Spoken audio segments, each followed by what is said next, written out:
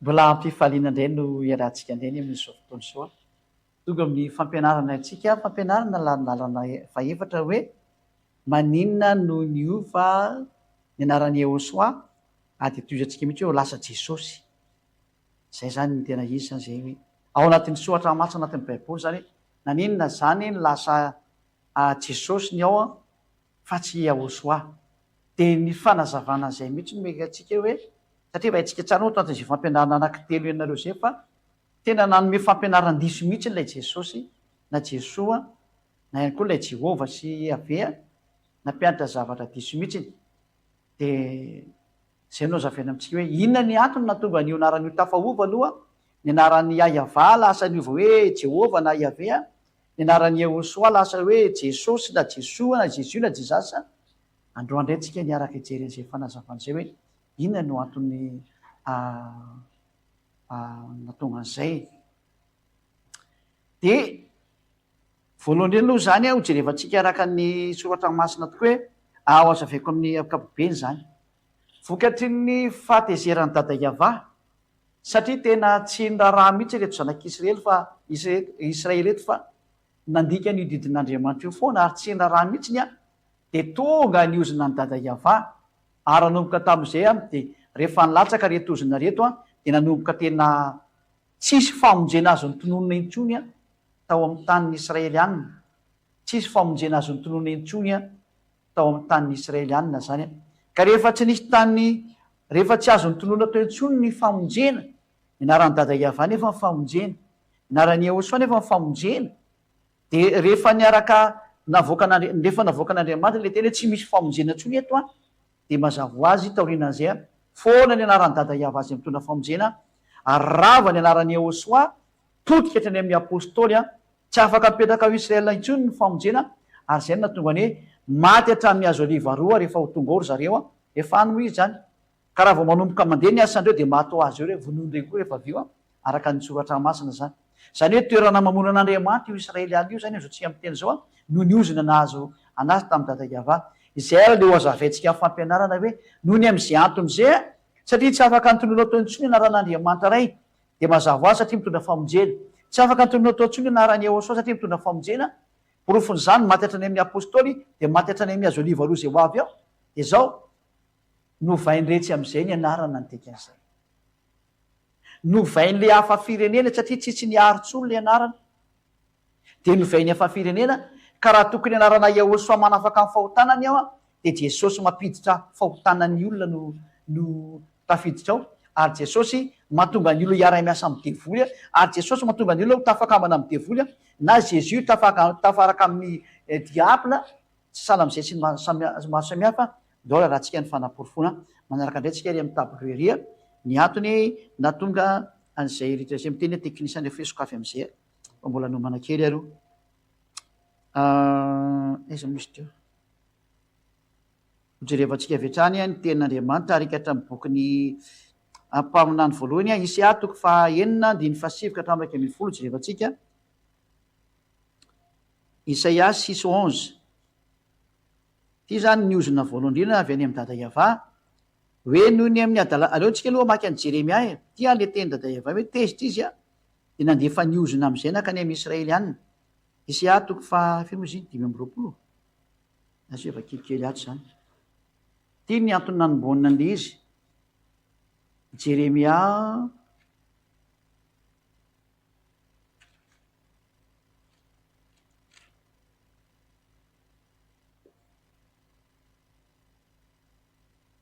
Jeremia 25 manomboka amin'ny andinin'ny fahatelo ka hatrany amin'ny andininy raiky ambin'ny folo eny zay misy Jeremia 5:20 manomboka amin'ny andin'ny fahatelo ka hatramin'ny raiky ambin'ny folo eo. Jeremia 25:3 Jeremia 25:3 jusqu'à hatrany amin'ny 11 zany no vakitsika arakaraka an'izay hitantsika anazy eo zany zay. Enonge efa nanomboka taty zany io atezeran'ny dada Yahva io no nandeha hatramin'ny taona fahatelo ambin'ny folo nanjakan'ny Josias zanak'i Amona mpanjakan'ny Joda ka mandrak'Androany dia mandritra ny 323 taona zao no natongavany teniny avy tamiko ary lazaiko taminareo. Eny ny fo maraina koa ka nilaza nefa tsy niaininareo. Anio tena tsy miaino ny tenio Andriamanitra io mihitsy izay nampitondrana nisy Jeremia mpaminany zany zanak'Israely. Zay ny tena resany eto. De tezitra be moa zany Jeremia hoe tena tsy miarah mihitsy zany venareo. Ary avà naniraka ny mpaminany ny mpanompony rehetra ho any aminareo. Eny ny fo marainako izy ka naniraka nefa tsy nety niaininareo. Naniraka foana zany io Andriamanitra io hoe mba mino ny tenin'Andriamanitra teny avanareo fa ompiteny angenareo rehefa tsy haino hoe. De ahoana teniny ny fo marainako izy ka naniraka nefa tsy niaininareo. Na nangilatsofina iaino ka manao hoe samy miala amin'ny lalan-dratsinareo avy ianareo ka asy amin'ny ratsy foananareo ka de onany amin'ny tany zay efa nomeny avanareo any Israely io sy ny razanareo atsaiko mandrakizay. 9. Ary aza manaraka Andriamanitra ka fanompo azy sy ankoko eo anatreny ary aza mampatezitra mihitsy ny amin'ny asan'ny tananareo. Efa misy atezerana be mandeha mihitsy zany eto noho ny amin'ny ataony zanak'Israely. Fandrao tonga loza aminareo aho fa tena ampididozana zany efa manao adalana eo amiko nareo e. Efa nanome avertissement zany io dada Yava io. Efa ela mihitsy. De vaketrika indray amin'ny 7. Nefa tsy niaino anareo hoy Yava. Mba ampatezeranareo amin'ny asan'ny tananareo ahitanareo loza fo maika nakasika mihitsy nareo amin'izay ataonareo io. Io zany tena tsy fonao mio dada Yava io rehefa tena izy de tokony arahana de rehefa tsy miteny anao de ho faizany amin'izay ohatra sy ady any ampianatra hoe aza mitandrana didy folo fa tsy izy io mialay ianao. Ka eto zany tsika nahita an'le tenin'Andriamanitra hoe nozonon'Andriamanitra zanak'Israely tsy misy famonjena intsony. De nefa tsy niaino anareo mba hampatezanareo tamin'ny asan'ny tananareo ahitanareo loza. Koa zao lazainy Yava tompony maro. Noho ny tsy niainonareo ny teniko dia indro ampanalaiko ny firenena rehetra any avaratra sy Nebokadnezara mpanjaka ny Babilôna mpanompoka ho Yava. Ary hoentiko amely ty tany ty sy ny mponeto mba amin'reto firenena manodidina rehetrarehetra izy de ho aringako tokoa ireo ka ho ataoko figagana sy zatra mampisitrasitra sady ho rava mandrakizay. 10. Ary atsahatra eo aminy ny feo mifaly sy ny feo miravoravo. Tena rava tanteraka mihitsy zany. De ny feony mpampakatra sy ny feony ampakarana noho ny amin'ilay hoe nanao tsintsinina ny Israelianina n'ilay didi nomena azy. Any zareo manokana mantsy fa tsy diranao. Fa raha ianao malagasy na frantsay na anglisy na amerikanina no miditra ao de mpanota ianao de ianao ndray lasa aripaka makany amin'ny heliko. Ary atsahatra ho aminy ny feo mifaly sy ny feo miravoravo de ny feony mpampakatra sy ny feony ampakarana ny feony vaty fikisoam-bary sy ny fahazavany jiro. Ary ity tany 9. Jeremia 25:3 ka amin'ny 11.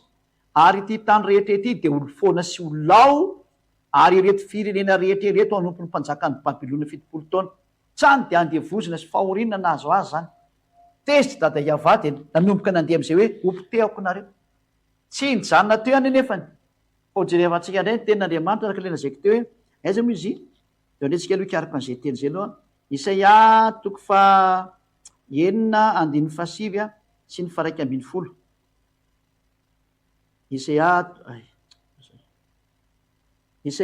9:9 nanaraka am'izay ny tenin'Andriamanitra taorianan'iny ary. Miloza mahatsiravina am'izay nazo zanaky Israely taorianan'izay teny zay. Toy ny zareo miraraka talohan'izany efa nisy an'ity teny ity moa zany teny izy ary niatra taty aoriana. Ary izy ty am'izay ny teny mpaminany Isaia. Efa teny efa avertissement tany aloha tany daholo. Mandehana ka lazao amin'ity fireneny ity hoe mandrenesa mandrakariva ihany nareo nefa aza mahalala. Zay efa atezerana zany. Mandrenesa fa aza mahalala. Efa ratsy be nge zany. Mijereva mandrakariva ianareo nefa aza mahafantatra. Any hoe jery ihany maso fa tsisy nina fantatrinareo. Ataovy adala ny fon'ity fireneny ity ary ataovy ladalovina ny sofiny ary ataovy mikipy ny masiny. Any ataovy tena ladalovina ny sofiny, ataovy adala ny fony, ataovy mikipy ny masiny. Zany hoe Andriamanitra efa tena tezitra hoe tsy ataoko mahita ninina tsony nareo ny dikan'izany. Zay ny zava-doza amin'io Andriamanitra io rehefa tezitra fo meko anareo zay efa miaino sy mandray ao tokantrano fa tena maizina ny lalakala ianao de no miaino anatin'ny fahotana. Ny olona miaino anatin'ny fahotana zany ke mitebiteby foana e.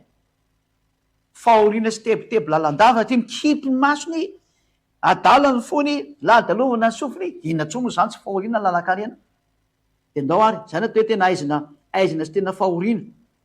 Fandrao mahita ny masony ka mandre ny sofiny dia lalany fony dia bebaka izy ka ho sitrana.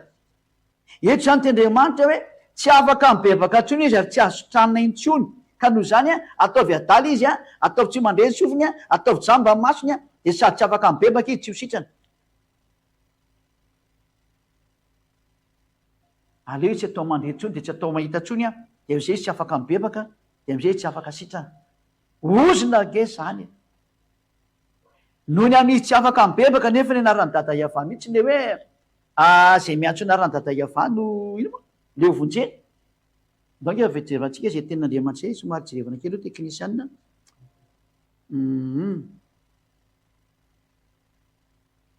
Nasika aloha kiaraka kely an'izay teny zay hoe zay miantso anaran'ny Iava no ho vonjeny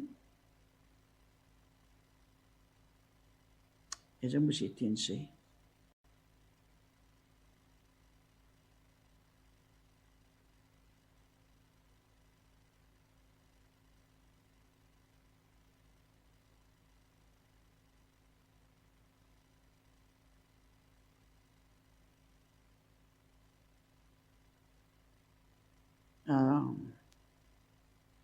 Aloha hijerikely an'izay vetivety ho antsika eto an-tokantrano.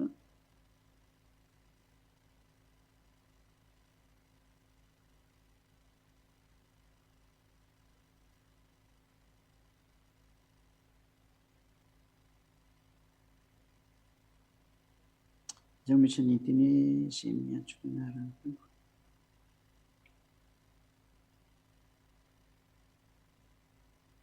Somary jerikely an'izay tsy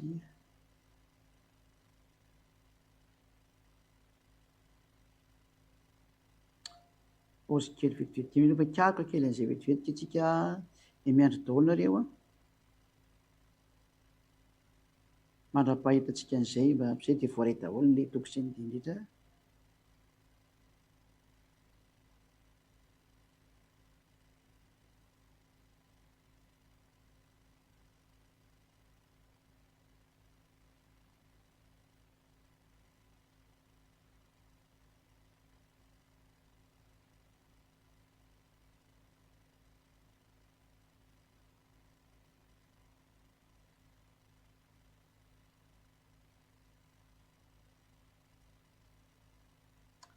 Joel firy moa izy dasika ny vetivety tena tsy tadidiko intsony.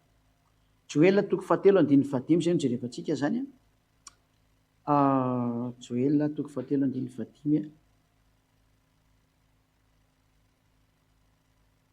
Joel toko fahatelo andininy fahadimy sady ataontsika milamina tsara mihitsy ny ty fa tsisy mamaika antsika mihitsy dia am'izay hitanareo tsara fa tena mizotra tsara akaraka ny toy izy ty izy ty Joel toko fahatelo andininy fahadimy ary nazovy ny antso ny anaran'ny Iava dia ho afa mandositra. Matoa zany afa mandositra zany dia afaka miloza ny dikan'izany, afaka mifahoriana, afaka mifangirifirina zay. Zany hoe zay miantso ny anaran'io Andriamanitra iray Iava io zany dia afaka mandositra, afaka miloza, afaka mifahoriana. Zay no tsendriko tsara ka eto zany nefany tsy mahazo ny famonjena intsony zanak'Israely araka ilay isy toko fahenina andininy fahasivy ka hatramin'ny 1 hoe tsy asiana famonjena, tsy omena fibebahana, tsy afaka mahazo ny hatsaran'Andriamanitra intsony. Mazava ho azy zany fa ilay anarana mihitsy no tsy azo tononona intsony. Satria ny anaran'ny dada Iava ahafana mandositra ny aretina, ahafana mandositra ny loza. Zay le hoe nazovy miantso ny anaran'ny Iava dia afa mandositra izy. Noho izany zany na iza zany miantso ny anarana dia afa mandositra, rehefa tsy afaka miantso ny anarana zany dia ho avy ny loza. Ka tena tonga tokoa raha loza fa tsy afaka niantso ny anarana tokoa zanak'Israely nanomboka teo tsy afaka nantsona ny anaran'ny dada Iava noho ny amin'ilay ozona nahazo teo. Ary satria le hoe zay miantso ny anaran'ny dada Iava no afa mandositra dia tsy afaka niantso ny anarany koa satria mba tsy ho afa mandositra dia nanomboka foana io anarana io ka zay niantso ny anarana indray raha ny fahita ty orina. Donc avaka antsika amin'izay kiaraka kely ndray tsika aloha teknisiana mikasika ny amin'izay rehetrarehetra an'izay ovakitsika ary amin'ny Jeremia 4:22 indray mba ho jerevantsika kely zay teny zay aloha Jeremia 4:22 hoe inona indray moa zany zao no tenentsika ato amin'ity toko izay andiny ity ho antsika rehetra ny atokantrano any. Jeremia toko 4:2 mbola loza ihany ty Jeremia 4:22 eny io nge ny tenin'Andriamanitra fa adala ny oloko izao tsy mba fantany. Zaza tsy misy saina izy sady tsy manam-pahalalana, raha ny anao ratsy de endry izy, fa raha ny anao tsara kosa tsy fantany. Efa lasa dala am'izay le olona de tsy mahafantatra an'Andriamanitra ntsony. Efa lasa dala hozy izy ny olo koa, zao tsy mba fantany ntsony. Tsy nisy mahafantatra an'Andriamanitra ntsony ny zanakitsy rehetra. Tena niatra taminy mihitsy le ten'Andriamanitra hoe ataovy adala ny sofiny tsy hafantatra ntsony ny fibebahana izy. Ko dada Iavana iny fibebahany, satria dada Iavana nanome ny fibebahany noho ny amin'ny Hosoazy nalefany de fibebahana izy satria niainga avy any aminy ny fanekena ny fibebahana. Ka rehefa dada Iavana tsy azo antsony antsony anarany rava ny fibebahana ny dikan'izay. Zava-doza. Tsy rehefa tsika indray ny ten'Andriamanitra manaraka satria mazava be le teny Jeremia teo aza indray tsika aloha kiaraka ny anakare manaraka indray aloha araka ny ten'Andriamanitra rehefa tsika indray ao amin'ny bokyny Isaia 64:5-6 jereva tsika indray zay teny zay. Isaia 64:5-6 hoe tena tsisy miantso ny anarany dada Iavana ntsony ny olona. Tena foana. Isaia 64:5-6 jerindray tsika. Isaia 64:5-6 zany. Fa samy efa tahaka ny olona maloto zay rehetrarehetra. Zay ary le resaka zay. Nivadika tena olona maloto am'izay ny Israelianina. Ary tahaka ny lamba mihoson-drany fahamarihana rehetrarehetra. Tena efa tsisy fahamarihana ntsony dikan'izay. Lamba mihoson-dra.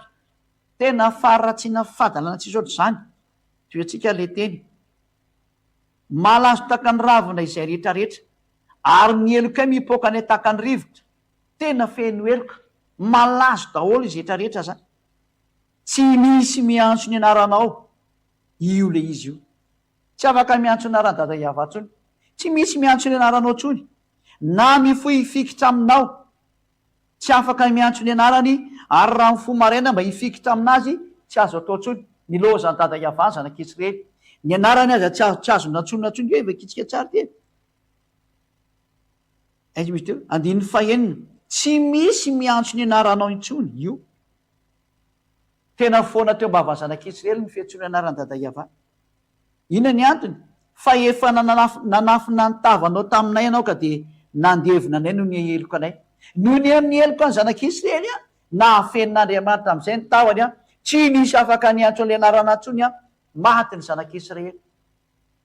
Zay ny loza tena vokatra izay hoe rehefa naditra ny zanakitsy rely izy ihany ny tady loza tapahany dada Iavana fifandraisana tsisy ny famonjena. Ianao koa milaza marina aminao fa miavina vono ihany ianao fa ho tapahana tahako anio koa ny lalanao de tsy ahitan'io Andriamanitra io nao rehefa miavinavina io.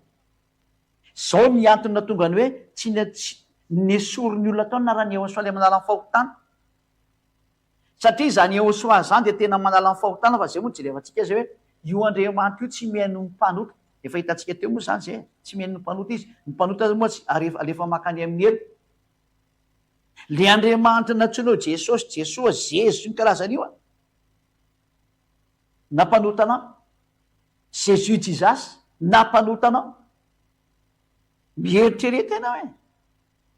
Zao le anazavanana hoe nanina ny ala teo anarana io. Tsy misy miantso ny anaranao intsony na amin'ny fo mareniky ifikitra aminao. Fa nafeninao ny tavanao taminay satria ka nandevanay ianao noho ny amin'ny eloka anay ny zanakitsy rehetra. Tena foana le anarana dikan'izay. Inona ny sary nisy tokoa taoriana zany eo ndraiky jerevantsika indray ty ten'Andriamanitra ty. Raha ijery ntsika ny amin'ny zanakitsy rehetra ao amin'ny Isaia Amosa 9:9-7. Amosa 9:9-7 ka hatramin'ny 10. Jerevantsika indray tia ny pratika anio am'izay loza ho an'ny zanakitsy Israely niatra tamin'ny mihitsy ny ty loza ty. Amosa 9:9-7 hatramin'ny 11. Vavakitsika indray. Ty arany pratika le loza nandray nazo ny Israely. Raha izy folo lahy sisa ary ao an-trano iray de samofaty ireo. Zany hoe misy olona folo zany anatin'ny trano iray ka folo lahy de maty eo daholo reo. Ary ny havan'izay maty na izay mandevina azy de ambeta azy ka hitondra ny faty ala ao an-trano. Any hoe tena mivoaka zany le faty. De hiteny am'izay ao anatin'ny trano hoe mbola misy ihany va ato aminao. De antaindrany zany le ao an-trano mbola misy ihany ve ao. De hoy izy tapitra. De hovaliana hoe mangina re. Fa tsy tokony tenenina ny anarany ava. Efa tsy mety tsony zany manoro ny anarany ava. Efa samy mataotra fa raha voantsoa ny anarany dada Iavana maty ny olona ny dikan'izay.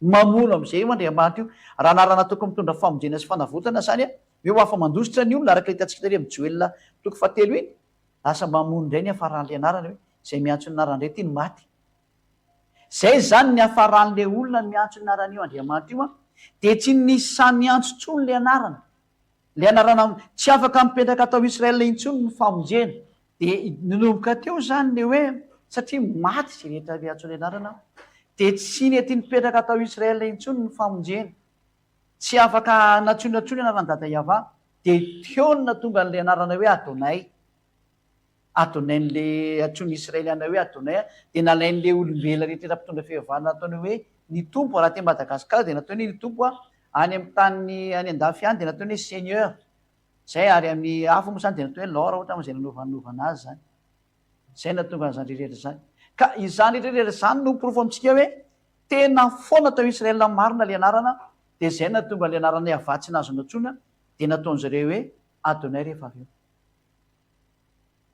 de ny sasandre moa le tsy mandinika de le iayavany no vainy hoe yahova yahosoa fa mbola mitandrana didifolo foana ry akekery zany foana ny afatahany hoe tsisy fampianarana marina zany fa pitsiloko daholo le rehetratra reny zay no mahatonga ny ambasadeur soa ziady any raha ny dada iavasy ahosoa akety aminareo ilaza ny teny maran'reo hoe ity ny famariana ary mariko fa zay miaraka amin'ny ziady ambasadeur soa afaka amin'ny fahotana ary tsy mahay manota intsony a zay le kaliteny andriamanitra ampianarako anareo moa zany rehefa avy eo rehefa tsy afaka nantsonantsony anarany dada iavady no vaina adonay de mazavo azy a nanahoana indray ny am'le zanaka ko satria moa le zanaka tena mitondra ny famonjena zany lehilahy zany itirina famelan-keloka normal maty koa izy normal zany hoe zay mitondra famonjena ao israela de maty oke evakytsika ny teny andriamanitra fa zany lehilahy zany itorina famelan-keloko aminay ro asan'ny apôstoly toko fahafolo vaketsika indray aloha zay da hoe tsy evatsika indray zay teknisianina asan'ny apôstoly 10 dia ny andininy fa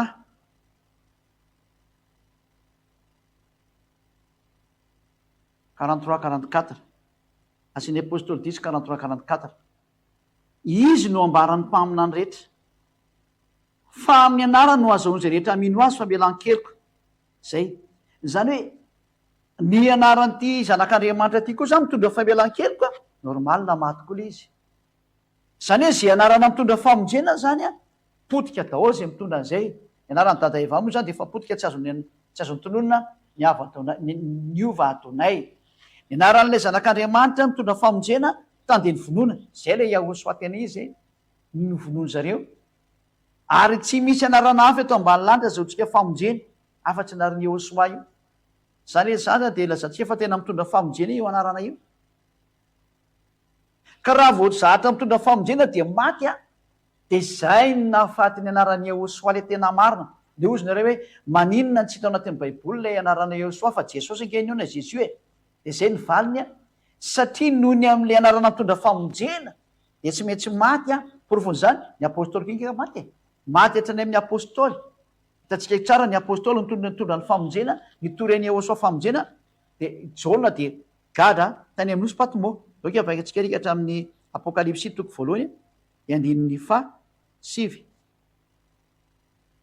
ino tsara apokalipsy 9 izao jaona rahalanareo sy namanareo tamin'ny fahoriana ary amin'ny fanjakana sy ny faharetana tao amin'ny ehosoa de tao amin'ny nosy atao hoe patmo noho ny amin'ny tenin'andriamanitra sy ny filazana ny ehosoa vokatry ny tenin'andriamanitra sy ny filazana ny ehosoa de nygadaina ny apôstoly de atsika eto ny apôstoly jaona io nygadra io tany amin'ny nosy patmo izy izany hoe nizaniza mitondra ny famonjena eo israela maty daholo de io izy io ka izay sary zay de hitantsika tokoa tamin'ny apôstoly fa rehefa nampianatra n'io anarana io ny apôstoly de nyvonoana asan'ny apôstoly toko faefatra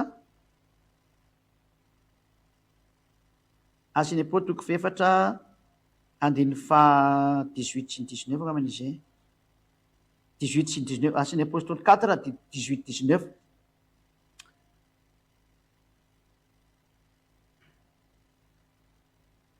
ary niantso azy izy ka nandrara tsy hiteny nampianatra mianarany ehosoa tsony eo ary izy io norarana ny apôstôly tsy anonona zany anarana zany tsony na ampianatra am'zany anarana zany zay le hoe tena tsy mety eo Israely io sary io ka zay miantso an'io anarany Ahosoa de ny vonoana daholo zay mihitsy n'izy ianareo tsika jere ny asan'ny apôstôly 5:40 asan'ny apôstôly mbola avaketsika indray ny 5:40 ino zany ankety asan'ny apôstôly 5:40 dia nanaiky azy izy ary rehefa niantsony apôstôly izy dia nikapoka azy sady nandraraha tsy teny aminarany Ahosoa antsony ary de nandeha fazana de avertissement farany nefany tena nikapohany zareo mihitsy io lala lehibe io vonono zareo ary faramo tapitra maty ny apôstôly tena nandaitra tao am'le tany Israely hoe tsy misy famonjena ntsony eto de maty le anarana tsy azony Israely ny famonjena tsy azony tonoa ny anarany dada Iava tsy afaka nipetraka ny anarany Ahosoa rehefa tsy afaka nipetraka ny anarany Ahosoa maty ny apôstôly nararotin'ny greka sy ny romanina am'zay novainy anarana hoe jesosy ny tao na hoe jesosy moa tamy voalohany jesosy ny dikan'izany am'y teny raha dikany hafa firenena de zay jesosy zay ny lasa hoe jesosy lasa hoe jezo lasa hoe jesoa lasa hoe jesosy lasa hoe jésus lasa hoe jizasy ny avarany izy nainga avy am'teny hoe jezoisy daholo izy hoe jesosy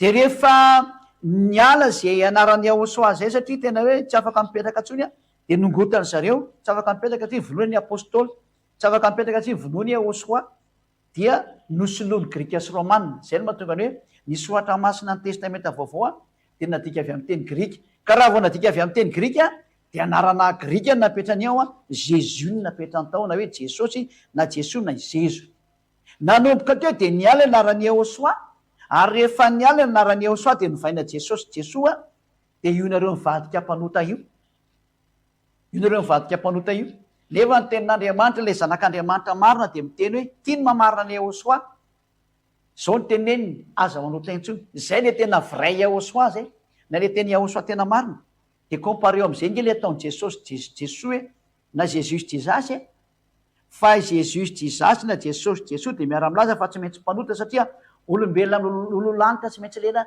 mandeha tany tsy maintsy tafotona de tsy maintsy manota nefa ny tenyle zanak'Andriamanitra tena marina teo hoe Ahosoa ny tena anarany tandefa meko mole anarana satria zay le izy zao ny ataony tsy manota intsony zay miaraka aminy zay zany tena original ny soratra tato Ahosoa tany ty baiboly ty saingy nohony am'le hoe nisan'zay olana zay ampotena le anarana de nararotany zareo grika sy romana novaina nataony hoe jesosy fa ny original Ahosoa porofon'zany la jesosy tsy mety mahafaka ny fahotana ary mampiditra fahotana foana mandraka androany tsy misy afaka fahotana zay miaraka aminy nefa mivakina ny teny le zanak'Andriamanitra Ahosoa John natoko 5 andin'ny 710 vakeo nge ny teniny zao ny teniny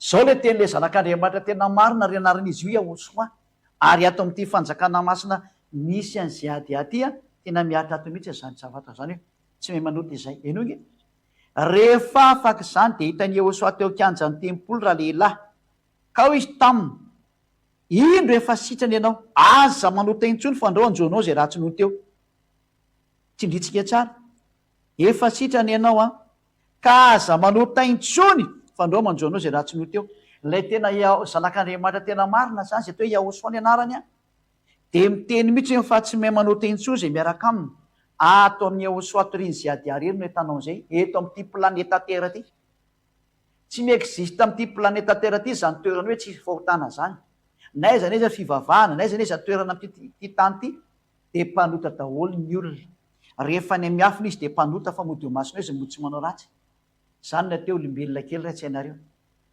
fa ny atao fanjakana masina misy an'zay ady arery any misy an'zany hoe olona tsy mahay manota intsony zany ary tena samy seho sehitra eo masony zao tontolo zao mihitsiny fa tena tsy mahay manao ratsy ary tsy mahay manota intsony zany ny eo amin'ny Ahosoa asiana ratsy izay ny misy fa zay tsy manisy ratsy olona zany mihitsy sanaty aminay zany tsy mahay manao an'zany zay raha izay hoe tsy mahay manota intsony aza manota intsony izy le zanak'Andriamanitra nefa nareo miaraka am' jesosy jésus jizasy manota foana nareo zay ny prof fa tsy izy io jesosy nareo io tsy izy io jésus anareo io tsy izy io jizasinareo io, tsy izy io jesonareo io, samy tsy izy io ray zay.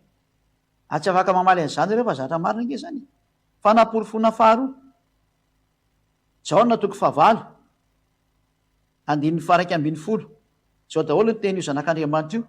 Eno nge rehefa iona tamin'le vehivavy janka izy de ozy lay de tsisy nanameriko anazy tsony ny olona satria ozy Jehosoa zay tsy nanota taminareo nao ketora vato an'ity vehivavy janka ty, satria netiny ino mo netiny jiosina keo aminy fariseo teo aminy hoe ahoana ny hevitrao fa ty vehivavy ty de azony jangajanga de araka lalàna io tokony toram-bato fa ahoana ny hevitrao de ty ny teny Jehosoa. Aroa Jehosoa taminy, aroa le vehivavy tsy misy tompoko de namaly Jehosoa, za koa de tsy manameriko anao mandehana fa am'izao sisy izao aza manota intsony. Mahazavabe io teny io, ataoko ngeda be mihitsiny, aza manota intsony ary am'izao sisy zao de aza manota intsony. Ahoana nefa ianao mbola mpanota foana mandraka zao, fa iza io miaraka aminao io, zay le vokatra le didi folo tsy le Andriamanitra tsy izy arahanao, Andriamanitra tsy izy nanararoatra ny zava-misy tao anatin'ny soratra masina, de io nao tsisy afaka amin'ny fahotana io, laza ny vavanao fa tsy maintsy manota. Nefa izay mpanota ngeka avy any amin'ny devoly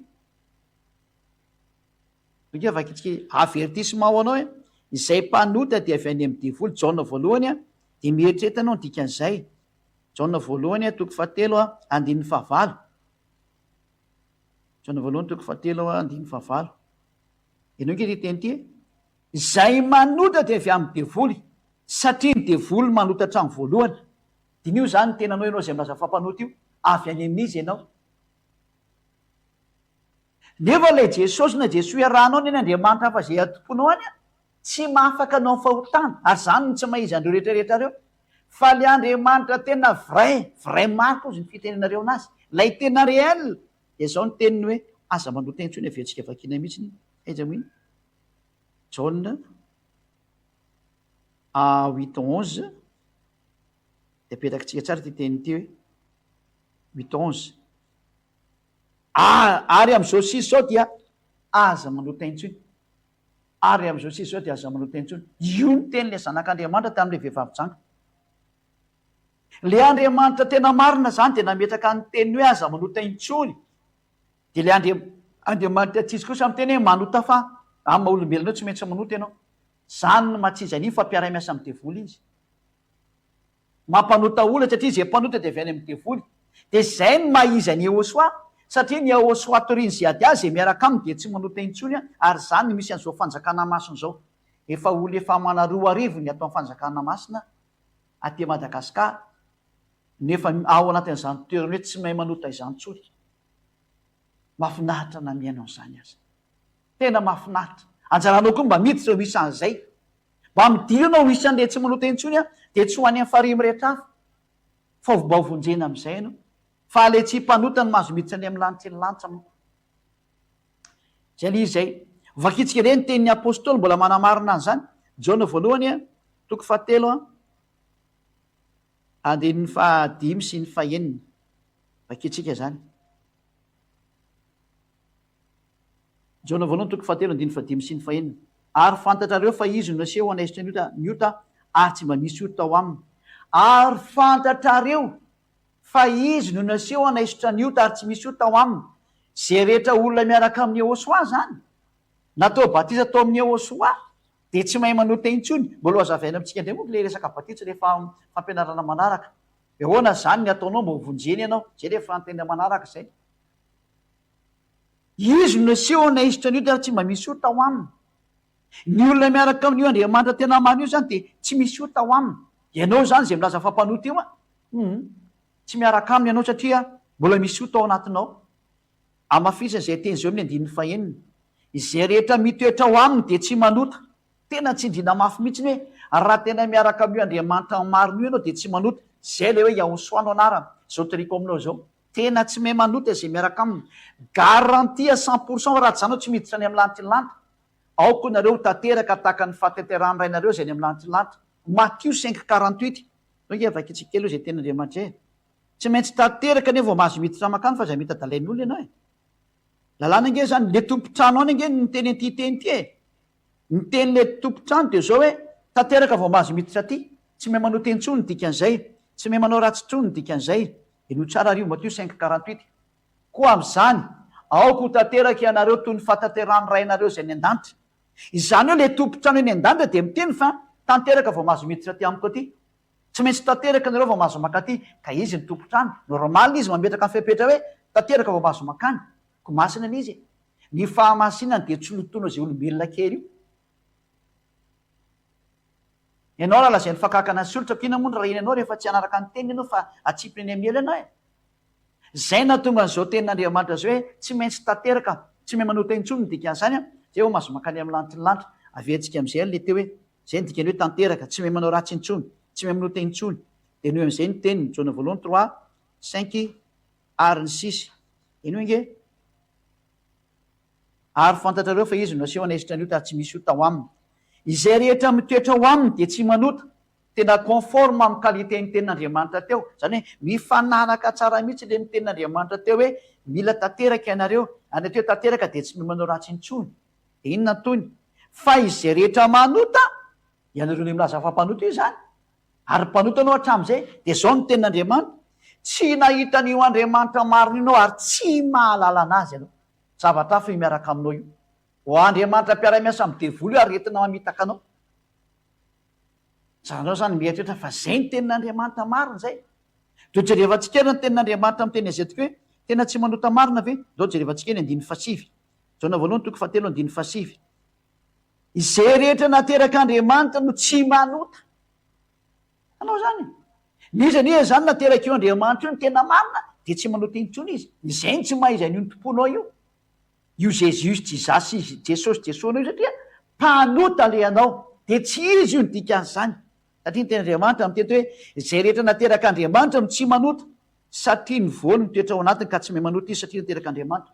Ilay voany resahana eo dia ny tenin'Andriamanitra, ary ny tenin'Andriamanitra amin'izany dia ny fanahy masina. Mipetraka ao anatiny le fanahy masina, satria ny fanahy masina dia tenin'Andriamanitra ihany koa zany. Dia tsy mahay manota izy. Ianao zany matoa manota zany sady tsisy fanahy masina ao no hafa io Andriamanitra tomponao io, dia mbola hiaraka aminy ihany ve ianao? Fa Andriamanitra anie ka sady tsy miaraka amin'ny mpanota, tsy mihaino ny mpanota fa tsipiny eny amiela nge ianao e. Niaza mba maty ianao dia lazaiko anao, niaza mba maty ianao fa direkta any amiela anao. Manoro hevitra anao ny ambassadeur diokany Iosoa tena miverenao amin'ny Iosoa. Ampy zay. Verena amin'ny Iosoa. Zay ny teniko androany a, amaranako anazy dia ny Jaona voalohany 5:7-10. Jaona voalohany 5:7-10 vakitsika amin'ny aran'ny Iosoa 17. Tsy dinika 17 na 18. 18 azafady. Jaona voalohany 5:18. Fantatsika fa izay rehetra nateraka Andriamanitra no tsy manota. Raha vao nateraka Andriamanitra ianao zany dia tsy manota ny dikany zay le olona natao batiseto atao amin'ny Iosoa. Fa izay nateraka Andriamanitra dia miaro ny tenany ka tsy mikasika zay koa le ratsy. Raha vao misy olona zany tafaraka amin'ny Iosoa ka vita batiso amin'ny Iosoa, dia hatrany dia tsy azo ny devoly kasiana intsony zany olona zany a, fa hatrany dia olona madio jusqu'à la fin. Maramatapitry ny fofonay, madio izy. Ato amin'ny Iosoa ihany ny garantie 100% zany. Izay no mahatonga ny ziady any miantso anao hoe manatona ny Iosoa. Ary andao atao batisa ty amin'ny Iosoa dia afaka anao ho afaka amin'ny fahotananao. Ary zay ny amaranako ny teniko zany hoe miantso anao zany ao batisa mba ho voasasy anao Jaona voalohany andray asan'ny apôstôly 22:16. Asan'ny apôstôly 22:16. Asan'ny apôstôly 22:16. Raha tsy avakina amin'ny anaran'ny Iosoa izy zao ny voalaza ato. Ianao zao no atsona amin'ity teny ity. Ary ankehitriny inona no mampijanona anao ao? Ianao zao ny resahana amin'izany. Mitsangana dia miantso ny anaran'ny Iosoa. Zany hoe miantso ny anarany. Dia inona no ataonao? Ary aoka atao batisa ianao ka ho sasana ho afaka amin'ny fahotanao. Takina aminao mihitsy le baptême ny batisa zany. Avy ianao atao batisa. Dia ozy le malagasy eto hoe ahoana zany zay fa zay tsisy batisa ntsony eto. Dia mandehana ny ampitan-dranomasina fany zao nisy batisany. Ary any misesisesy be ny batisany. Manenjika any nareo. Taraiko. Rehefa teo vonjena dia zay samy manavitra ny tenany io. Mandofy rekeny makany ampitan-dranomasina ianao. Teto le batisa tsy ndrarainao. Dia makany ampitan-dranomasina ny batisa. Dia zay le izy. Ka zay le ten'Andriamanitra hoe mitsangana. Ianao io zany. Mitsangana ianao. Miantso ny anarany. Ary aoka atao batisa ianao sasana ho afaka amin'ny fahotanao. didiry ianao tsy maintsy atao batisa araka ilay teny hoe zay mihitsy atao batisa no vonjeny de tsy maintsy atao batisa ianao zany dikan'izay de le batisa atao amin'ny ahosoa zao ataony ziady ahy zao zany hoe didianao tsy maintsy manatona am'izay ianao a satria ziady arery manao batisa atao amin'ny ahosoa ary tsy misy efa-tsy izy rery any atria izy rery any azo antoka any amin'ny fahamasihany fa zava-be aloha zay ny lohalarana zay mba tsy siny zahatra manahirana tsony satria le batisa mantsy andresana fanahy masina ka le fanahy masina atao amiko daholo zay vao makany aminao lalàna ihany koa za mbola ampianariko anao hoe maninona tsy maintsy ziady ahy manao batisa satria le fanahy masina atao amiko fa tsy aizany makany zay vao makany aminao any atao amiko izy makany aminao raha tsy zany hoe za mampianatra an'izao hoe tsy mahay manoteny tsony zao ny toerana misy an'izany dia hipetrahany fanahy masina ary ziady ihany mampianatra anao an'izany zay ny teniko fa zao tsika aloha anaraka ny fanontaniana indray raha misy fanontaniana hoe zay ny atao hoe Yehosoa tsy mahay manoteny tsony zay miaraka aminy zany noho ny tilikambo Babelo izy de nikorohany fiteny de lasa samy manana ny fitenin'ny olona de zay nampiovan'ilay anarana fa samy niantso amin'ny fiteny avy ny olona ahoana ny mahakasika izay tompoko de zao ny valiny a ny mahakasika an'izay de zao tsy marina satria ny tilikambo Babelo efa tany aloha be tany fa mba hampiarako aminao ny fanontaniana ngamba zao tsy mbola mitilikambo Babelo zao zao valantsika zao nge mbola anatin'ny tilikambo Babelo e manina nefa ny anaran'ny Barack Obama tsy miova fa président Barack Obama haitsika foana miantso président amérikana hoe Barack Obama président français zao de misy hoe François Hollande teo haitsika tsara miantso François Hollande na mpanao gazetitsika malagasy hoe miantso an'izany haitsika tsara miantso hoe Benyamin Netanyahu zay premier ministre israéliana haitsika miteny azany endrika amin'ny vaovao mandeha zany ny président français François Hollande haitsika manonona an'izany haitsika miantso hoe Joe Biden haitsika manonona an'izany maninona laza anao fa rehefa miantso Yehosoa de tsy hoe miantso an'izany zany atao hoe fialana fotsiny any amin'ny tsizy ary ny fahamarinana tsy azo ovaina io anarana io zao mantsy ny lalàna amoaka lalàna aminareo za asan'ny apôstôly 4:12 tsy misy zahatra azo atao mihitsiny a fa ny lalàna de tokany io anarana io de tsy azo ompina io tsy azo sorana asan'ny apôstôly 4:12 zao de tsy azo ovaina io anarana io ary tsy misy famonjena amin'ny hafa fa tsy misy anarana hafa ambany lanitra no menan'ny olona zay zaontsika famonjeny ny anarana zany tokana de Yehosoa ary zao ny maha-Yehosoa anazy a io rery mahafaka amin'ny fahotana ka raha tenanao hoe ka iny hoe koronina fiteny de zao hoe lasa Jesosy le izy de tsy afaka amin'ny fahotana de betrao ihany rehefa tsy teo afaka amin'ny fahotana na tenao io ka nikoronina fiteny de niova ohatran'izao de meko ny résultat zay niantso Jesosy na Jesoa na Jésus na Jesasa tsisy afaka amin'ny fahotana de mipetrao ihany fa ho any amin'ny ela nge mpanoty de am'izay fotoana zay a adalalana ianao ka ny motifetinao zany mampanipy anao any amin'ny ela de adalala anao retazona an'izany mazany ama zay teniko zay a de fanontaniana anankiray indray ahoana ny mahakasika an'ilay isiantsika ny 2:7 tompo fa Isoa no voalaza ao fa tsy Yahosoa ny anaran'ny Yahosoa raha miantso Isoa ianao a de tsy afaka amin'ny fahotana ale Isoa no lasa Yesoa ny lalàna de miteny fa any amin'ny teniny Isea no momba ny Yahosoa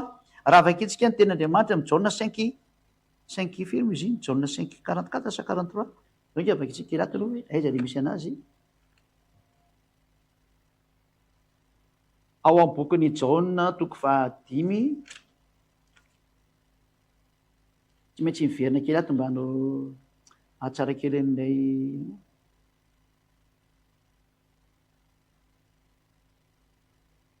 Jaona 5:45 ingamba le izy nao ke vakitsika kely ny bokin'ny Jaona Jaona 5 a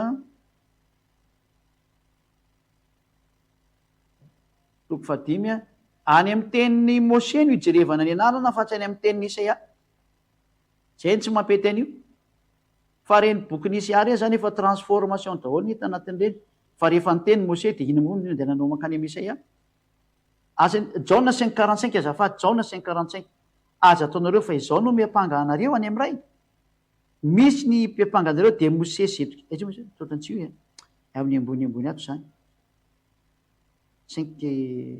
46 Jaona 5:46 azafady indrindra fa raha mba nino any Mose anareo a de mino ahy satria nanoratra ny laza izy i Mose no nytenen'ny Yahosoa direkta hoe izy nanoratra ny momba ahy ka raha vao nanoratra ny momba ahy zany Mose a ny anarany zany no any mijerevony tekasy fa tsy any amin'ny Isaia Isia zany zatra zafy kely mbola lavitra be taty ka raha mbola hoe amanjato ny lavitra be Mose tany amin'ny taona moins 1500 tany izy taty hatramin'ny taona moins 600 taty aty 700 taona be zao ny elanelana aty misy 700 taona ve anao niaka an'le anarana fa hoy izy Yahosoa tany Mose no milaza ny momba de noho zany any amin'ny tenin'ny Mose jerena ka Mose no niantso hoe Yahosoa raha mitenin'ny mpamonjy izy de Yahosoa nanaovany anazy hitantsika zany arikatra amin'ny boky Nomeria ary niainga tamin'izay moa raha ny mpamonjy itsy nefa tonga antsika zany iny am'izay fantanina zay de dirantsika izy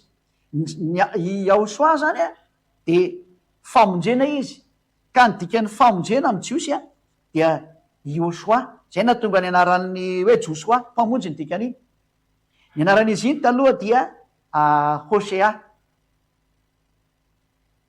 ny anaran'izy iny de donc avakitsika zay tenin'Andriamanitra zay ao amin'ny baiboly hébreu ny amakitsika anazy alako ny kely fa tsy maintsy miditra atsika fa aleotsika ny famonjena zany ny dikan'ny famonjena amin'ny teny hébreu jerevantsika ty Yahosoa de famonjena ho an'ny olona rehetra izy zany zay na atao hoe Yahosoa Andriamanitra ihany famonjena de andao raha vakitsika zay atao amin'ny bokyny Nomeria 13-16 moa izy iny Nomeria 13-16 Nomeria 13-16 tsy maintsy atsika no mijery an'izay zany zay amin'ny baiboly hébreu zany de vakitsika ity teny hébreu io teny hébreu zao le ato amin'ny agositsika ato de tia ny translittération io zany de efa avoakatsika eto avy hatrany avakiko eto amin'ny translittération zay sy mijery Eleshmot Hanashim Asher Shalak Moshe Latur et Harej Vaikra Moshe Loshea Binun Yahosoa ka Yahosoa moa zany Yahosoa ny tena marina rehefa fotoana ny anaran'izy io arikatra amin'ny momany Yahosoa fa izy moa zany tsy mitondra anarany dada Yava Yahosoa dia natao hoe Yahosoa no anarany de vakitsika indray ny famakinan'io ato amin'ny teny anglisy These are the names of the men which Moshe sent to spy out the land. And Moshe called Hosea, the son of Nun, Yahosoa.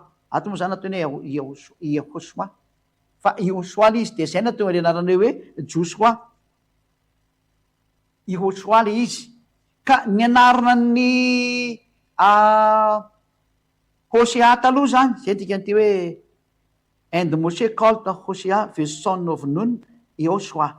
Ny anaran'ity Josoa ty zany Yahosoa taloha de Hosea no anarany ka ny dikan'izay Hosea zay de famonjena mihitsy ny dikany io amin'ny teny hébreu ary lay famonjena zay nefany de nadikany izy moa ity izy ty Yahosoa io ny dikany amin'ny teny hébreu Yahosoa de nadikany dadabe Moshe hoe Yahosoa ary io Yahosoa io no nataony malagasy hoe Josoa ary amin'ny frantsay hoe Josué ary amin'ny anglisy hoe Josoa ohatrohatra tsy mnaovany anglisy azy Josoa zay ny amin'ny teny anglisy zany de io zany no antsoiny hoe Yahosoa ny ino iovadia lasa hoe Josoa zay ka ny famonjena zany de fanomeny dadabe Moshe io le teniny hoe dadabe Moshe nanoratra ny momba io Yahosoa io ny tinyteneniny am'izay ka io Yahosoa io natao hoe famonjena de Yahosoa nefany aveko tadiditsika tsara io no retsika hiditra ato amin'ny tenin'ny Yahosoa hoe za de mitondra ny anarany ray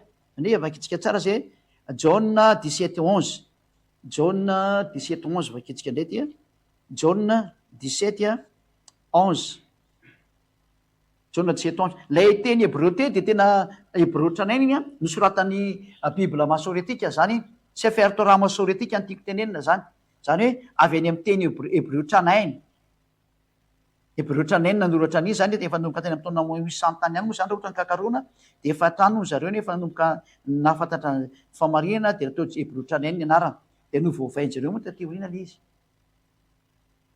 mbola fampianarana manokana mbola ampianarako anareo iny fa efa levako ny amin'le fanontaniana John 17:11 ary tsy eto amin'izao tontolo zao ihany intsony aho fa izy reto no eto amin'izao tontolo zao ary zao mankany aminao ray masino terizy ireo mianaranao zay nomenao ahy mba ho ray ihany izy rehetra tahaka ny marentsika terizy ireo amin'ny anaranao zay nomenao ahy nomena an'ity zanak'Andriamanitra ity zany anaran'ny ray mitondra ny naran'ray izy zany dikan'izay de andao raha vejerevantsika ndray ny naran'ray a araka an'izay voasoratra ato amin'ity boky hebreo ty ihany ao amin'ny sefer Torah. Ny atao hoe sefer Torah zany de ny boky hebreo tranainy a zay misy ny tenin'ny jiosy de ny tenin'ny Mose, ny lalàna Mose sy maro samihafa zany. De vakintsika araka ny bokin'ny Exodosy a ny hoe Shemot chapitre 15 verset 2 et 3. Shemot chapitre 15 eto zany ahitantsika anaran'ny dada Yahva eto a, anaran'ny dada Yahva ity le teniny amin'ny teny hebreo. De ty phrase ty no jerevantsika io natokany inisanasika ny teboka maintimainty iny. De ia moa le anaran'izy io zany fiteny anazy a ia. Ny famakinan'io zany de hoe ia araka ny hebreo zany. Raha mahita an'iny forme io zany nareo de ia ny famakinan'io zay zareo a hebreo. Efa nomeko teo iny le izy averiko indray mandeha tsy nahita ny famaky an'le iode C de ia iode C io iode de he ia famaky an'izy io. De iverenantsika am'izay le izy a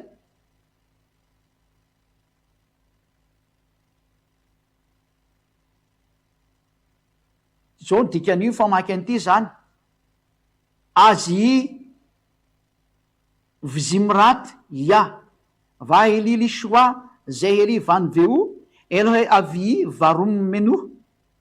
De nidika zany amin'ny teny anglisy ato io teny jiosy io a de zao ia is my strength and song and his become my salvation, is my el and I will prepare him an habitation my favors. Zany hoe zao ny dikan'izany a ia is my strength any ny heriko zany a sy ny hirahirako de ia. Ka ia moa zany ny fiantsorana azy amintsika amina hoe halleluia zany hoe voninahitra n'Andriamanitra ia. Ka ny anaran'ny dada Yahva zany de misy anarana hoe ia ao aminy ao ray zay. De vakitsika ndray amin'ny 15 amin'ny baiboly hebreo indray aloha amin'ny sefer Torah ny hebreo a iva ishmishama iva shmo.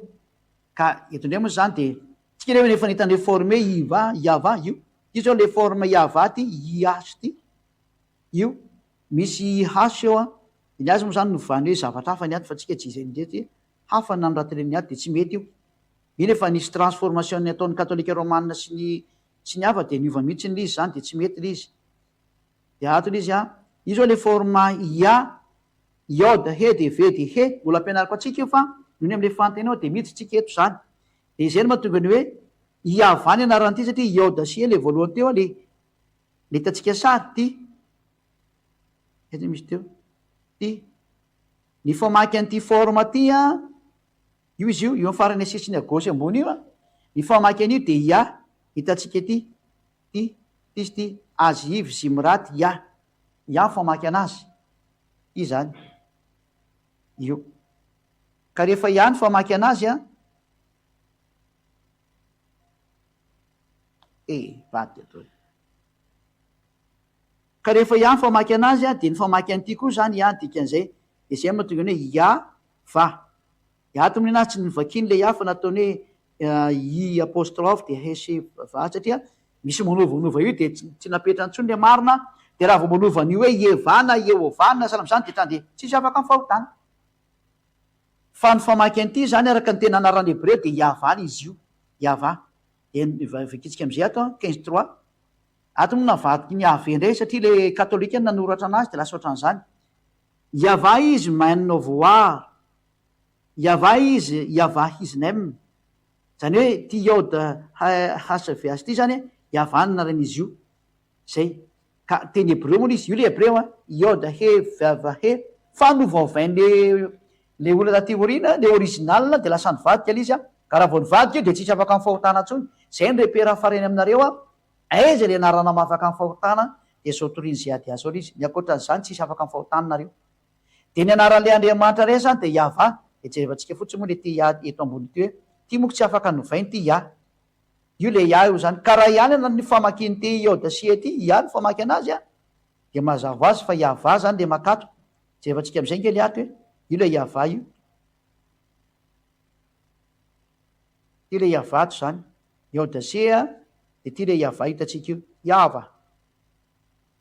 Ny fanoratana ny famakina ny ty ihany ty zany a ty soratra ty io io zao ny ambony akosy a de ny eo amban'le ambony akosy io zao le iava de ty tiako izy ty iava ty ambony ty de io izy io iava mifandratana azy le voalohany ia de le faharoa va zay no mahatonga izy iava ty le voalohany zao hitantsika io a de misy tohiny de le tohiny nefa nysoratany hoe va nefa le voalohany ny vakiny hoe ia de zay no mahiava io de zay na raha ny Andriamanitra re zany ia iava io izy io ia iava io le ia de iava ao ambany de mitondra ny anaran'ray le zanak'Andriamanitra re nivakitsika teo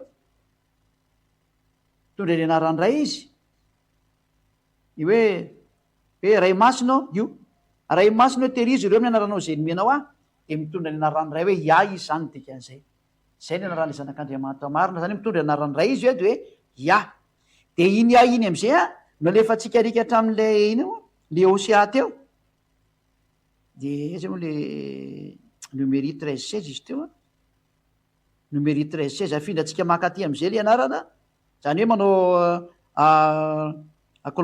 complémentaire nanarana antsika zany de apetrakitsika eto le izy io le Iosoa io le Josoa zany io de ampidiriny eo am'le Iosoa io fotsiny naran'ny le zanak'Andriamanitra io izy zao raha miteny jiosy io farandrilo izy am'teny jiosy de ampidiriny eo zany anarany ray de mamoaka ny hoe Yahosoa zay natonga anazy nataony ziady foana hoe Yahosoa satria mitondra ny anarany ray izy ka le io zany ia de miampy an'le Hosoa de lasa hoe Yahosoa any hoe soratako eto zany izy vonareo zay mijery amy tele aveto kely fotsiny mbola iverenatsika moa izy io fa nohony am'le fantenefana ndray de sy maintsy mamaly ziady de zao le izy zany fafatsika kely ty ia narandray hitatsika teo le ataotsika fotsifotsy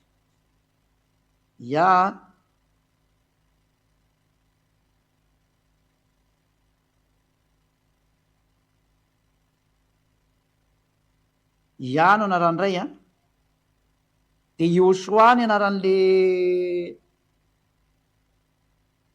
Josoa de ty le lasa Josoa ty amy baibolinareo any de ia no Iosoa ia no mpamonjy satria Iosoa mpamonjy ia naran'ray Iosoa mpamonjy zany hoe ia no mpamonjy ny dikan'izao de io no namoaka ny hoe ia de mitambatra Hosoa io le anaran'le zanak'Andriamanitra zao atsoko foana zao hoe Yahosoa ary zay ny antso an'io anarana io afaka amin'ny fahotana daholo mariko fa anarana tsy tetrea tany io fa anarana tany amin'ny lantsilanty io fa nampidiriny aty aminareo zay de io Yahosoa io anarany mpamonjy ary zay miaraka aminy afaka tamin'ny famonjeny zay zany mivaly teny menan'le olona tarikatra hoe Isaia 52:7 milaza fa Isoa no voalaza eo fa tsy Yahosoa de mazava be fa ny anaran'ny Yahosoa mihitsiny no izy ary Isoa io tsy mahafaka amin'ny fahotana io nao atsono azy atsova ange de tsika raha afaka amin'ny fahotana zany ianao forme abréviation daholo nge reny ataon'ny mpaminandry ely fa tsy io le izy de ozy indray ianao hoe tsy ny anarana no zava-dehibe fa ny finoana rehefa mino fa nifantsika teo amin'ny azy fijaliana izy de zay no zava-dehibe de be dehibe ny afaka miteny nifantsika tany azy fijaliana ty jiolahy telo ny teo de mety ekely ao zany tena akaika ty koa fa izy satria telo no nifantsika teo ilaina le anarana satria mety tsy loaka taty am'lefa na ianao atao amy gauche na atao amy droite sa manana anarana koa io zany tsy mampety an'izany hevitra anao zany telo nge ny araha nifantsika te ary be dehibe io lefa nifantsika teo amin'ny azy fijaliana ka diso zany hevitra anao zany ary fomba ny jiosy fomba ny romanina no mamansika olo amin'ny azy fijaliana ka firy zay ole nifantsina teo zay efa nilaza izy fa zay mahafaka amin'ny fahotana ihany no izy satria zao ny teneniny aza manota intsony ka zena tsy misy miteny mihitsy ny aty hoe tsy ny anarana no zava-dehibe fa ny finoana ka le izy ary le ninonareo iza le ninonareo fa zay ninonareo hatram'izay tsy nafaka amin'ny fahotana de tsy izy izy zany fa zay nino any Hosoa kosany afaka amin'ny fahotana tsy manota intsony zay no izy zay ary zay na feno an'le fepetra ozany hoe tsy ny anarana no zava-dehibe ko manizy miteny hoe atso ny anarana manizy miteny hoe minoany Hosoa de vonjeny sy ny ankonanao ao izy niteny andreny tsy marina zany teninao zany doke tsika jera zay tezy hoe minoany Hosoa iza moa izy io asan'ny apôstôly 16 firme zay zao tsy atsika kely vetivety kely izy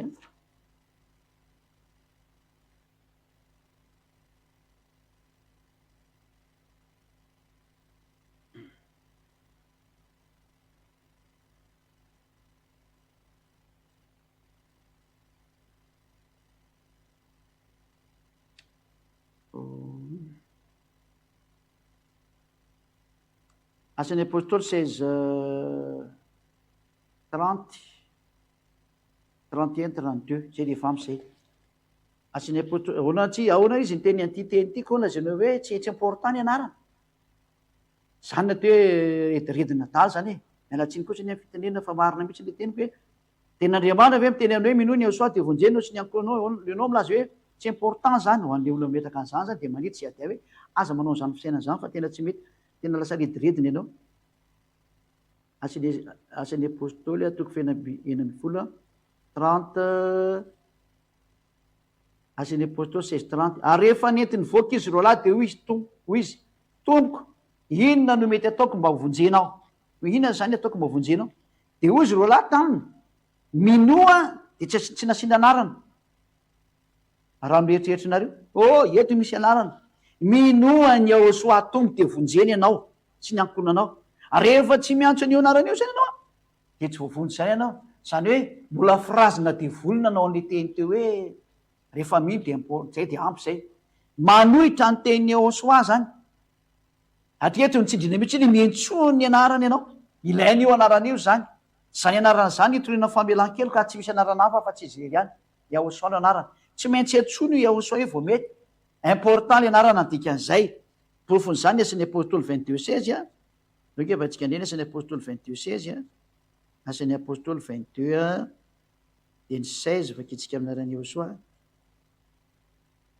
ary ankehitriny inona mampijanona anao mitsangana mentsoa ny anarany didinao zany antsoan'le anarana ko anao milaza fa tsy important le anarana anao fa fampianarana diso zany aza manao an'zany fa tena tsy mety ho any zay manao an'zay fihevitra zay andriary de jauna 19 nosoratany platona amin'ny teny grika sy romana le anarana teo amin'ny azy fijaliana aza mandaingy ny anarana de tsy niova fa le frazy no niova ohatra ity no iaosoa mpanjakany jiosy de iaosoa tsy miova raha miteny frantsais le roi des juifs raha miteny anglais izy hoe iaosoa the king of Israel juif ohatran'izay zay ny voalazany famarina raha atao amin'ny teny hebreu misy zaho tsy mahay tsy andikan'izany koa ny tena marina raha ohatra ny tsy raha karoako tsy haiko mikaroko an'izay fa za tsy mahita dy anao teny hoe prapapa tsy miditra am'izany koa za fa raha ikaroko andray haiko io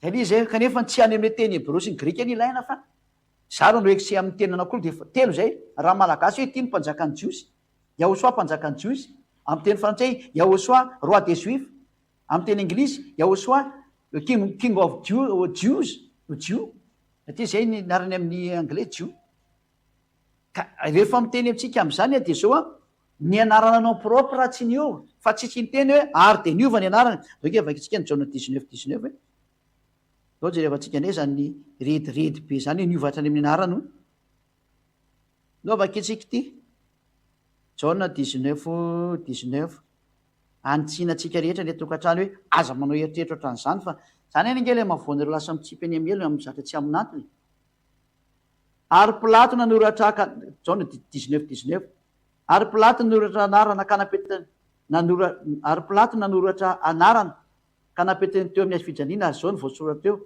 iaosoa avy a nazareta mpanjakany jiosy firy iny moa 19 iny ao de toizatsika le izy jauna 19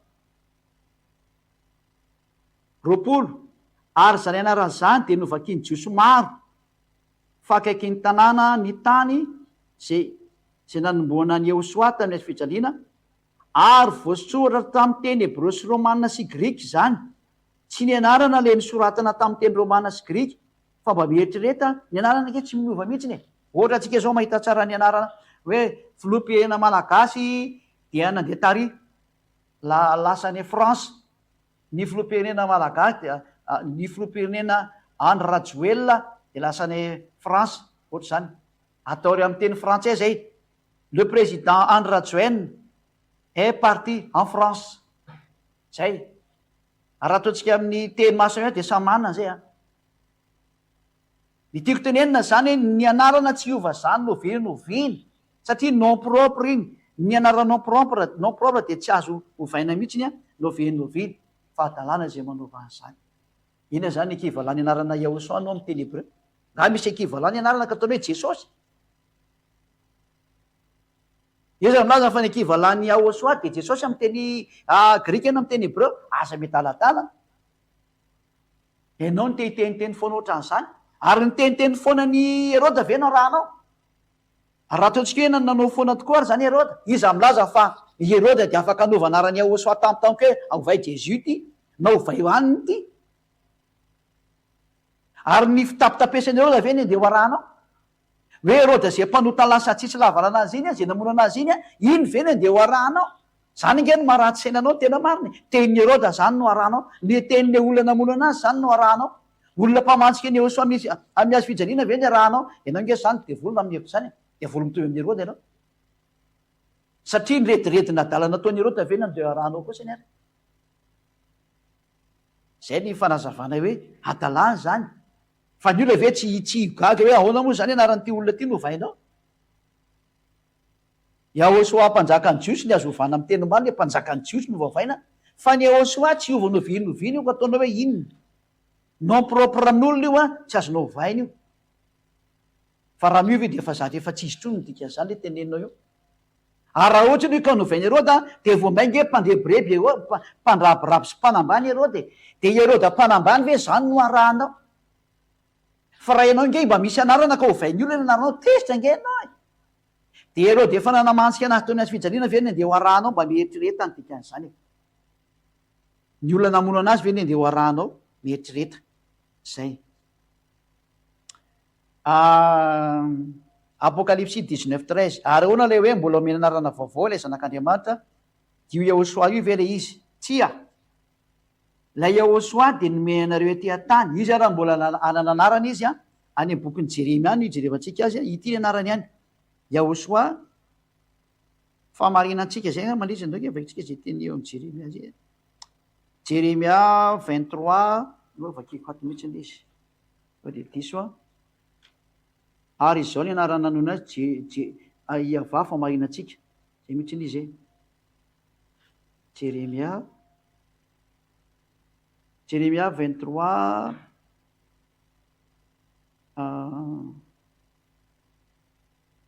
6. Jeremia 23:6 ny jerevantsika. Vaketsika manomboka amin'ny 5. Jeremia 23:5 dia ny 6. Vaketsika. Ino avy ny andro Iavà izay nanganako ratsana marina ho an'i Davida, ka anjaka izy sady hoendy ary hanao fietsahana sy famarihana amin'ny tany. Io zany le tonga ary amin'ny fanjakana rivotoana io. Amin'ny andro no amonjenan'ny Joda sy andrian'ny Israely fahizay, fa amin'izao Israely tsy mandry. Ary zao lo anarany izay anonoina anazy Iavà famarinantsika. Io le tenenina rikatra amin'ny bokin'ny Apokalypsy io, raha tsy hainareo. Iavà famarinantsika ary tsisy mahay io fa ary tsy azo adika io fa dada Iavà, satria tsisy mpaminany nanonona an'io. Fa ny teny fotsiny mpaminany Jeremia hoe Iavà famarinantsika iny anarany dia tsisy miditra lalina amin'izany tsika fa mivoaka eo anarany io. Fa aleo izy tenany amin'izay ny amoaka an'io, zay hoe tsisy mahalafatsy izy ka rehefa antendry tsisy mahalafatsy izy dia tsy mila miteny akoatran'izay tsika fa mbola hivoaka eo anarany io miandry anazy ho tonga. Fa ny amin'izao zany ny anarany antsotsika anazy dia Yahoshua famonjena. Ia no famonjena, dia zay natao hoe ia famonjena, Yahoshua ny dikan'izay. Ia no famonjena, dada Iavà no mpamonjy ny dikan'iny famonjena ho antsika, zay no tonga ny hoe ia famonjena. Fa amin'izany ny anarany indray natao hoe ia famarinana. Ia famarinantsika dia iny ny anonany azy dia aleo hiandry anazy. Zay. Fa ny anarany amin'izao Yahoshua dia mijanona antsika zany. Zay. Zay le dika le hoe tsisy mahafantatra afa-tsy ny anarany. Vaketsika ile Apocalypse 19:13. Apocalypse 19:13. Apocalypse 19:13. Za zao afaka manome an'io anarany io fa rehefa namoaka teny hoe tsisy mahay afa-tsy izy dia aleo tsy manao aventure. Zay. Tsy azo atao mihitsy raha vao niteny hoe tsisy mahay afa-tsy izy dia tsisy mahazo manao aventure mamoaka an'io satria mety zavatra hafa mihitsy no teneniny eo fa mitovitovy amin'io nefa ny équivalence-ny ka tsy azonao atao miditra amin'izay. Satria misy fiteneny amin'ny lanitry tany fa tsy mitovy amin'ny teny jiosy zany. Ary miakanjo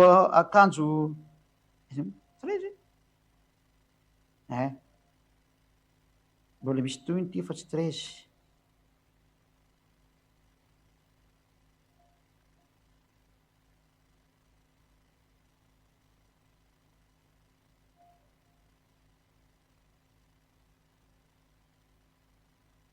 Apokalipsia 19:16 no izy fa tsy 13.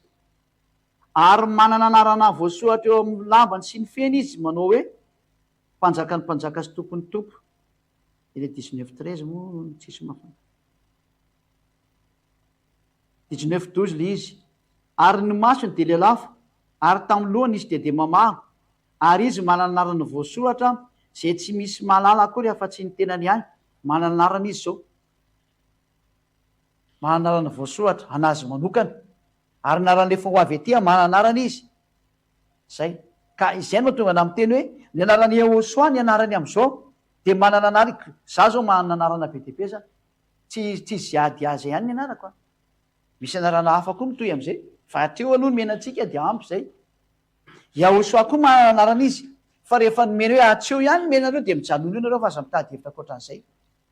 Fa rehefa zay dia trany dia miova io teny io manova ny tenin'Andriamanitra dadevanao dia fay ianao raha vao zay ny ataonao. Tsy azo atao sandry izy ny dikan'izay. Mazava angamba zay le rehetra metraka fanontaniana hoe misy anarana izy fa rehefa tsy mbola nomena anarana dia aza hidirana. Manana anarana mihitsy izy. Ohatranazy ho manana. Zay. Fa izy tsy mbola antsika etỳ an-tany ka anaovantsika resaka tsy mandeha amin'izay lomotra izany. Fa rehefa nomena antsika anarana hoe Yehosoa dia iny antsoina azy dia afaka fahotananao dia ampy zay anarany amin'ny manaraka any azy hidiranao fa tsy fantatrao zany. Ary tsy tokony hiditra amin'izany anao satria tsy hainao zara tsy miditra amin'izany na dia mahay dia ina moa ny hidiranao amin'izany azany. Zay fa dia miraso antsika fa mifarana indray ny fampianarana rehetrarehetra tamin'ny laharana faefatra antsika zany teo dia hiditra amin'ny laharana fahadimy indray antsika amin'ny manaraka. Zay zany fa dia miraso antsika samy teny soa misaotra betsaka ny amin'ny fitahian'Andriamanitra ny fahasoavany afaka nenao izay fampianarana izay tsika dia miraso antsika samy teny soa ary hivavaka antsika. Misaotra betsaka Tata Maria iavanao ny amin'ny teninao. Misaotra betsaka noho ny amin'ny hatsaranao fa nomenao izao hatsarana izao tokoa. Dia ilay fiainana mandrakizay sy ny fitiavana sy ny fahasoavanao ka nainianao izany teny izany, nainandray an'izay teny izay ary nainizarana izany teny izany any misy atokantrano mba ho famonjena ny olona. Tena marina mihitsy fa famonjenanao Yehosoa. Efa nomena ny teninao fanavotana ny olona. Efa nozaraina ny teninao ny fiainana mandrakizay ho an'olona. Vonjeo ny tsy mahalala rehetra, avotiny tsy mahafantatra. Efa tonga anao Yehosoa ary tonga izay ady hampafantatra anao. Vonjeo ny tsy mahalala rehetrarehetra mba hitodika aingana. Ho amin'ny fanatonana anao, voninahitra anao mandrakizay Dada Maria avao. Matoka fa maro no tonga saina resy lahatra hitodika ho any aminao. Vonjeo ny dada malala ho ny tsy mahalala. Vonjeo ny maniry, vonjeo ny hafafiana rehetra izay mangetaita ny fahamarinana. Anjaran'izareo indray zao ny famonjena. Misaotra Dada malala amin'ny anaranao Yehosoa malala no izany rehetra izany. Misaotra Dada Iavao. Haleloia. Amen. Dia miraso antsika samy teny Yehosoa. Mba fitohizan'ny fampianarana manaraka indray dia no mataholy azy.